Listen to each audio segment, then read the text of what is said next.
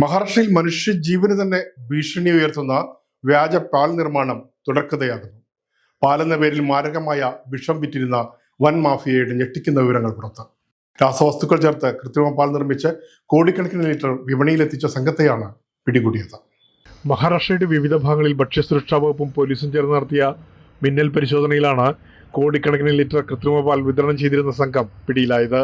പ്രാഥമിക അന്വേഷണത്തിൽ 2.5 കോടിയോളം ലിറ്റർ വ്യാജപാൽ ഇതിനോടകം മുംബൈ ഉൾപ്പെടെയുള്ള വിപണികളിൽ എത്തിയിട്ടുണ്ടാകാമെന്നാണ് അന്വേഷണ സംഘത്തിന്റെ നിഗമനം.